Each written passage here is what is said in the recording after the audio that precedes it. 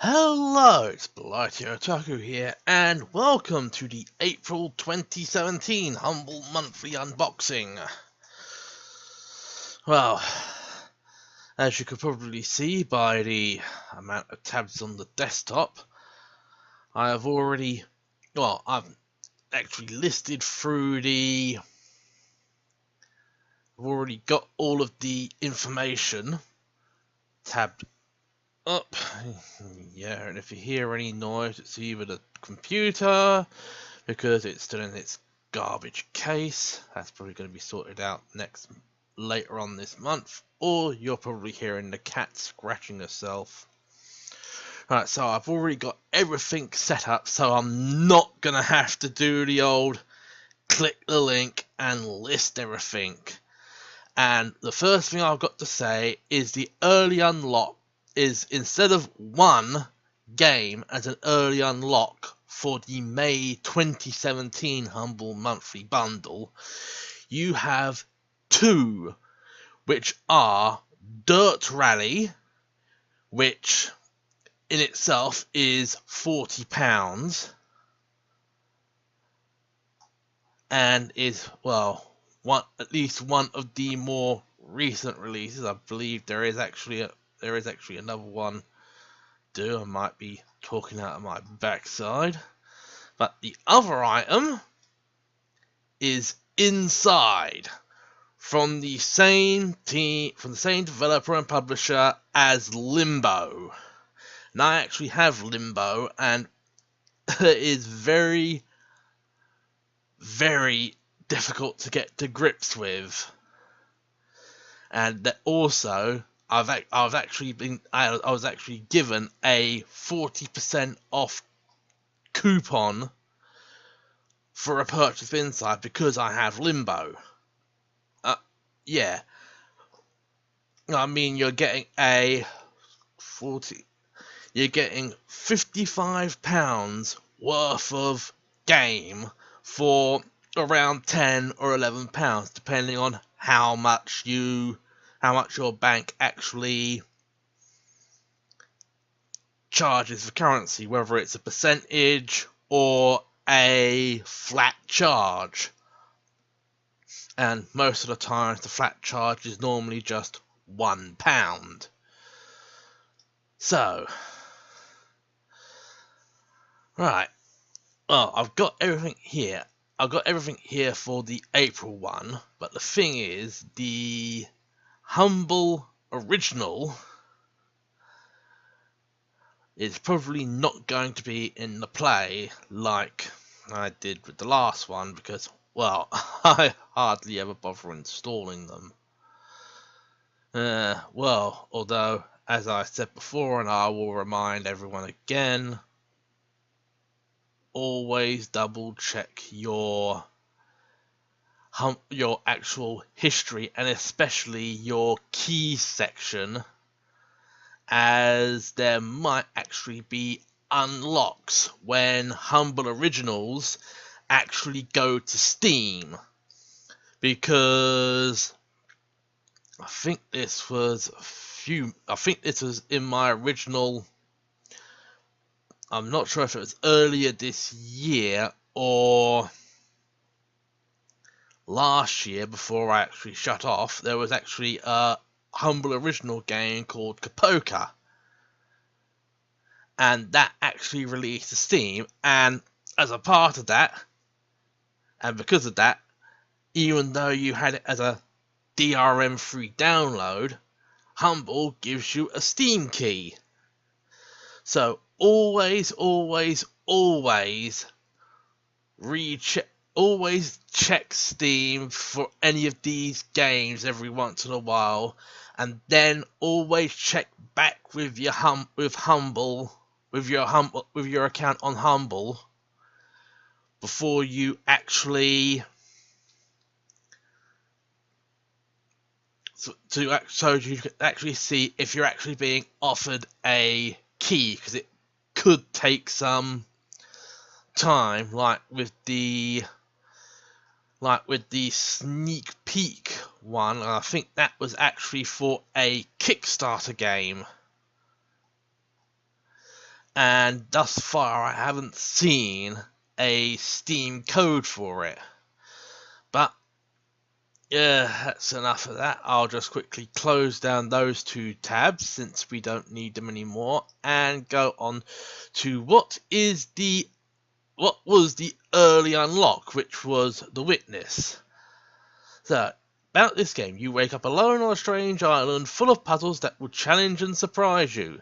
You don't remember who you are, and you don't remember how you got here, but there's one thing you can do: explore the island in hope of discovering clues, regaining your memory, and somehow finding your way home. The Witness is a single-player game in an open world with dozens of locations to explore and over 500 puzzles. The game respects you as an intelligent player and treats your time as precious. There's no filler. Each of these puzzles brings its own new idea to the mix, so this game is full of ideas. And specifications, even though it's Windows 7 required, very light on the minimums. Yeah, Intel HD 400, so has well integrated graphics, will run with this as long as you have at least 4 gigs of RAM or more. And reviews are, well, very positive. Yeah. Single player with achievements, captions available, partial controller support, and Steam Cloud saves. Right.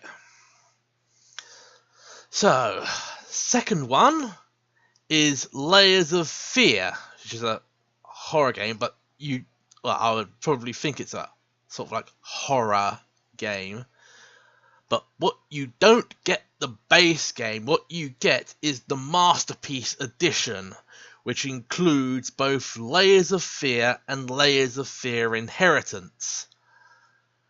Right. I'm just before scenes, so first psychedelic horror game with heavy focus on story and exploration. Delve deep into the mind of an insane painter and discover the secret of his madness as you walk through a vast and constantly changing Victorian era mansion. Uncover the visions, fear, and horror that entwine the painter and finish the masterpiece he has strived so long to create. So, somewhat of a puzzle game. The only problem is this one might not be playable, because even though it's Windows 7, it's Intel Core 2 Quad Q8400. But then again, that's an old processor, so a dual-core Haswell Celeron might be able to push better. And actually, what I found out was that Total War Warhammer, even though it requires a 3 GHz dual core, works perfectly fine on my 2.7 GHz Celeron dual core. Yeah, minimum system requirements. They're pants. Yeah, right. Yeah, and even bloody GeForce Experience trolls me. Says it won't work. Says the game won't work at optimized settings, and that's even low. When I can get about 40. I could get an average of 47 in the benchmarks at 1080p Ultra. So, right. Yeah, single player again. But because the thing is with and I'm getting off topic again.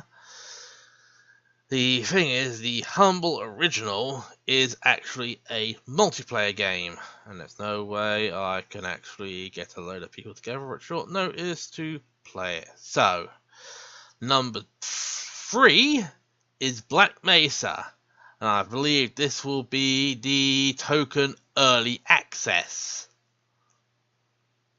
game. Yeah, reviews. This is Half-Life, updated just enough to make it palatable for contemporary taste, but not so much as to deviate from the original vision. Yeah, so, FPS, very positive reviews, released over about 2 years ago. 2 years and still in early access. Right, relive Half-Life in this highly acclaimed fan-made recreation. Yeah, so it's a fan-made variant of Half-Life. So, yeah, Black Mesa is the award-winning fan-made reimagining of Gordon Freeman's landmark journey through the Black Mesa Research Facility. Relive Half-Life, Valve Software's revolutionary debut, and experience a game that raised the bar for the entire game industry all over again. Yeah, so remake of Half-Life. Yeah, so 2 GHz dual core or greater, 4 GB RAM, 512 graphics card. That's gonna be good for the minimums. Yeah, indie game player's choice. Indie game of the year. Yeah, third place. Indie.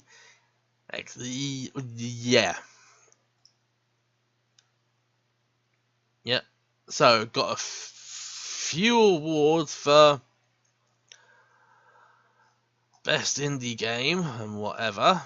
Yeah, very positive reviews. Yep. If you can actually read that as I quickly scroll through. Yeah, so number 4 is Kingdom New Lands. Yeah, a pixel sort of like pixel art game. Yeah. Tales spread of far-off isles with mysteries waiting to be discovered. Rulers will need all the strength of their subjects to sail away and find new kingdoms in these new lands. Kingdom New Lands builds upon the award-winning gameplay and mystery of Kingdom by introducing an abundance of new content to the IGF-nominated title while maintaining the simplicity and depth that legions of monarchs have come to experience and enjoy. Travel to the new lands and welcome the deluge of new mounts, merchants, and vagrants that call these isles home. But be wary of the new obstacles that threaten your arrival. For not just the greedy creatures block your way, but even the environment itself can defeat you. Kingdom New Lands asks you to puzzle things out on your own. You'll come across items, NPCs, and mysterious statues to help you, but you have to figure out just how exactly they'll aid you in building and defending your kingdom. Yep. Low minimum requirements.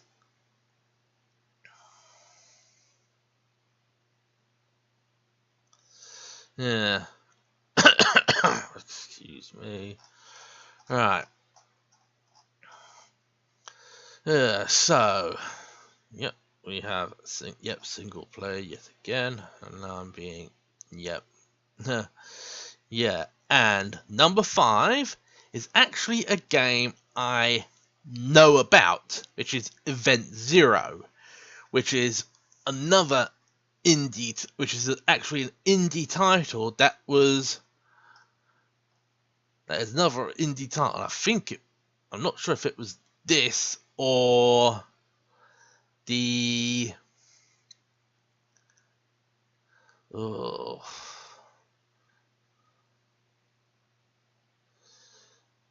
yeah, because I know there were some indie games that were released by Square Enix.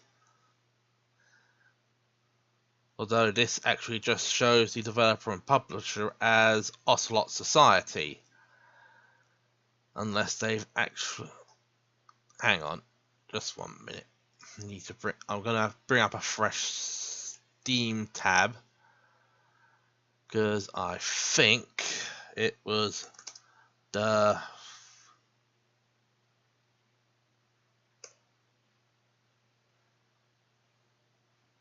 oh,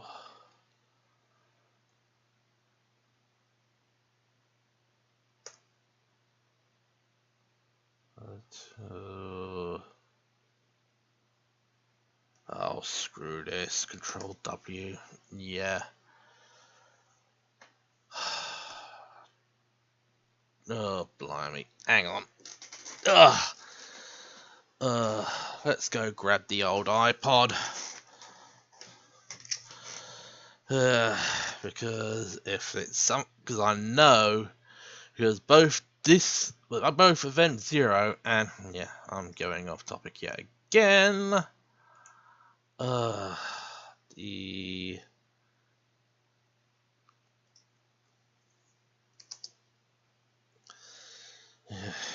so I know it was. Oh yes, the Turing test. All right.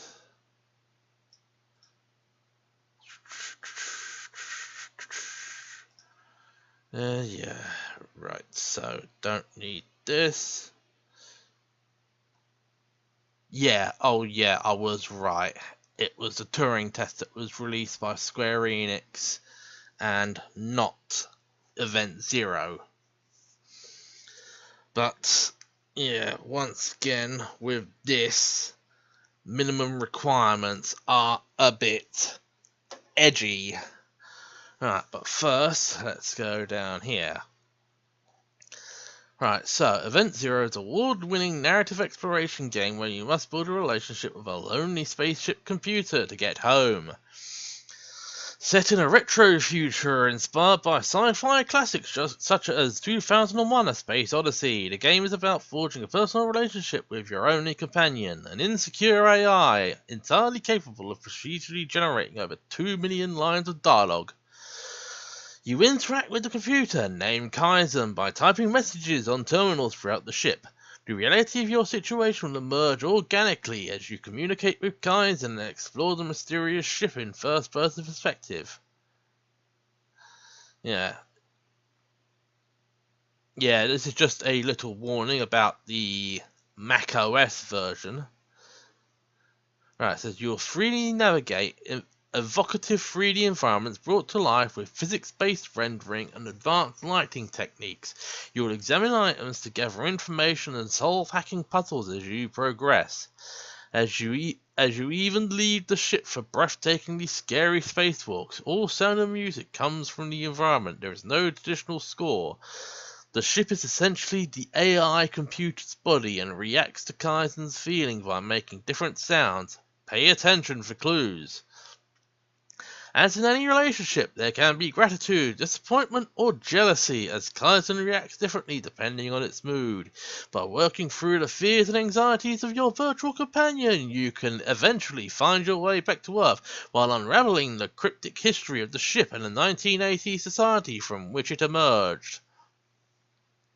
Yeah, and this is actually sort of like based on an alternate future where we actually went to space in the 1980s, where actually exploration went beyond the moon in the 1980s. And you are one of the chosen few who can travel into space, who is actually out on a ship. Something goes wrong and you end up where you are communicating with a AI on an abandoned ship. And once again, the minimum requirements come to troll me. Windows 7 64-bit only. Intel Core i5 2.4 GHz. So it is asking for a true quad core, 8 gigs of RAM, and NVIDIA GeForce 650 and 10 gigs of available space. Yeah. And this thing has actually won or been in the running for several awards. So we are looking at a few games that have hoovered up the awards in their time. Well, this is 2016, right? Because the thing is, at least with this one, if I can't play it, I can at least show someone else playing it. And what I'll do is when I'm actually doing all my tests, if I can't run it comfortably at a decent frame rate, then what I will do is I will link to another YouTuber whose playthrough of Event Zero I've seen. Right, so on to this, and this is probably something that's going to be a heck of a lot more simpler. Tumblestone. Yeah, it's the most intelligent match-free game I've ever played. So this is basically like columns and that. Yeah, Tumblestone is the first original action puzzle game in the past 15 years. Race your friends in multiplayer challenge or challenge yourself in story modes. Solve progressively more difficult breath and creative puzzles. Help a sausage make friends. And find out what happened to the Tumble Crown. Your friends play free. You can generate an unlimited number of free Steam keys to send to your friends so that they can play with you online. Up to 5 games per day. Yep. And once again, minimal system requirements. And the last one is Slime San. A very, very basic game. Slime San was minding his own business, sliming around in a peaceful forest when suddenly a giant worm appeared and gobbled him up. Now, deep within the worm's belly, Slime San has to face the decision: be digested by the incoming wall of stomach acid, or jump, slide, and slime his way through the worm's intestines and back out its mouth. Oh, this is going to be fun. Yeah, Windows XP, minimal requirements, 2 GHz processor. Yep. Yeah, so, very minimal requirements on that one. Well, considering it's just something that would probably be perfectly at home in the DOS era, or maybe on the old Commodore 64. So, yeah. Yeah, so that is the list of what you get on the April 2017 Humble Monthly Bundle. And the total cost for all of this, after you include deducting about £11, would be about £104 if you exclude the current discounts, or around £80, or around about £89 if you factor in all the discounts. So yeah, if these were for, yeah, so quite literally you would still be saving a lot of money if you wanted all these games. So what I'm going to do is call this to an end. Yep, almost half an hour. And what I will do is I will upload this one straight away, and I will actually start downloading. I'll actually start adding to Steam and downloading all of the games, and I'll actually start recording. So join me next time in this Humble Monthly unboxing, when I actually start playing the games.